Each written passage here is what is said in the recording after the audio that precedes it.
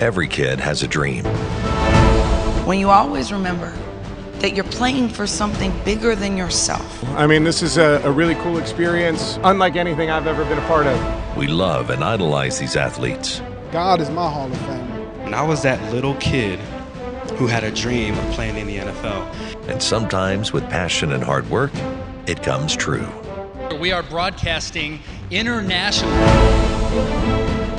You know, God has me here for a particular reason. Through sport, we're able to bring athletes that can really encourage these people. Millions will tune in to the biggest sporting event in the world. We love and idolize these athletes. We live and breathe with our favorite teams, players, and coaches. Every kid has a dream. We are changing the way sports stories are told, transporting fans beyond the game and under the helmet. We bring you champions on the field who choose to live their lives as champions off the field. Faith Family Football Celebration. So I'm here today. My dad, as Troy said, played many years of professional football. He was one of the greatest quarterbacks to ever play the game. And I wanted to be my dad when I was about 8 years old. When people said, "What do you want to do for a living?" I said, "I want to play NFL quarterback." And they said, "Are you crazy? About 1% of the people do that. How can you possibly ask something like that when your dad's a football player?" Because I saw him model for me what a champion does every single day to prepare to be great. And I've been around NFL players now for 30 years. My first Super Bowl was in 1994, so this is year 30 for me at the Super Bowl. So we have a game plan, and my game plan doesn't include talking about the game. There's plenty of people doing that this week, right, Troy? So he was on Radio Row with us. I have a show called The Roman Gabriel Show, and our whole goal at The Roman Gabriel Show is to bring former and current players to our radio show and TV show so that we can talk to them about their faith, so that we can talk to them about how they use their platform to make a difference in people's lives. That's what we've been all about, and that's why we're here today. It's called Faith Family Football. This is Super Bowl Sunday, and we were walking through the Mandalay Bay Hotel, and they had it roped off, and both sides were so crowded it looked like a New York subway in there. Everybody had either Kansas City jerseys or San Francisco jerseys, and they were chanting so loud in there you couldn't even hear as they were going by each other in that hotel. And you know what? That's cool. It's Super Bowl Sunday. Everybody should be excited about their team. How many people are for the Niners today? How many people are for the Niners today? Okay. How many Chiefs fans in here today? Wow. We should be excited about our teams because recreation's a great thing. What would happen if today, when kickoff happens at 3, when that place, and I've been to many, many Super Bowls kickoff, the crescendo builds, the lights go off, they flash, everybody gets up, and there is a roar in that stadium that is deafening. Well, if we can do that for our team, guys, why can't we do that for Team Jesus? Look what these guys did. That's the heart of what we should be doing. We should be, if we're more excited about the Chiefs and the Niners than we are about telling people about Jesus, all of us need to check ourselves in. Kids that were just up here earlier, hey, listen, what did God say? He said, if you can't have the faith of a child, you can't enter the kingdom of heaven. We have the biggest, most powerful message that changes people's lives for eternity. We should be yelling it from the kingdom, right? Because you just said it earlier, that there are people hurting out there. This week, guys, I've seen people hurting, hopeless.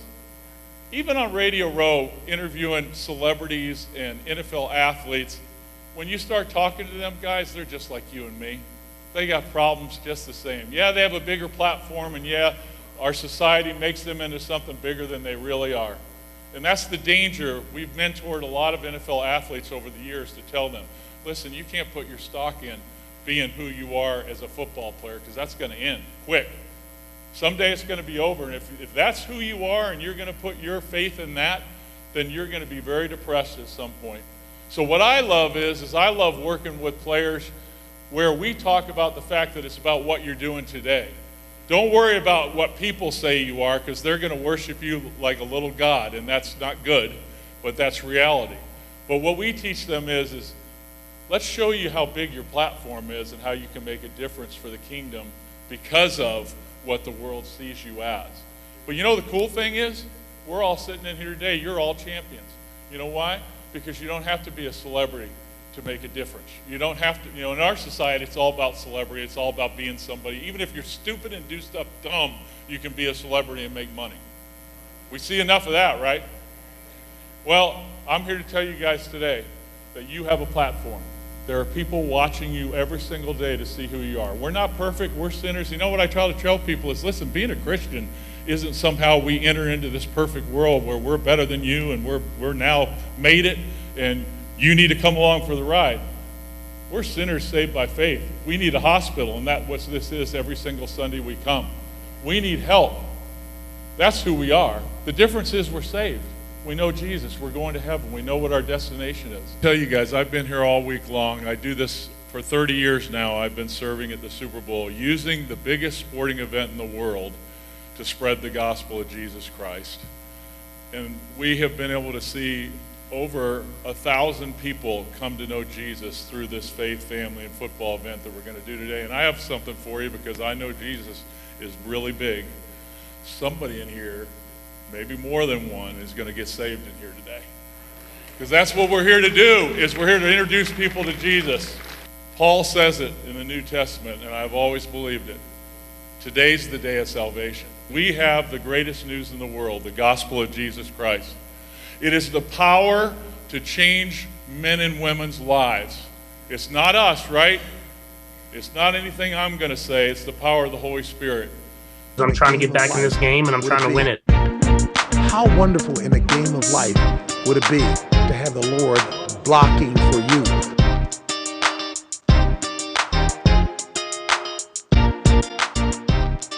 Faith Family Football Celebration. I know we're getting fired up for this upcoming Super Bowl. I can tell you, I had the privilege of being involved in 2 Super Bowls, Super Bowl 13 many years ago as a young 22-year-old player, and then Super Bowl 41 as a coach. And they were big thrills, but I can tell you they weren't the biggest thrill in my life. And it's from the book of Matthew 16:26, that what would it profit a man to gain the whole world but forfeit his soul?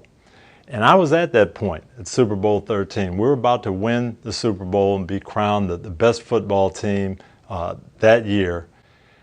And I realized that, well, that's not the most important thing. If you don't do things right, you don't live for the Lord. Super Bowl rings, Super Bowl money, Super Bowl fame, that's going to pass away. But I'm more grateful that God gave me the opportunity to do things like this, to tell people that having Christ in your life is much more important than winning Super Bowls, than getting fame, getting notoriety. It's the most important thing. And for me it has been, and I hope it will be for you also.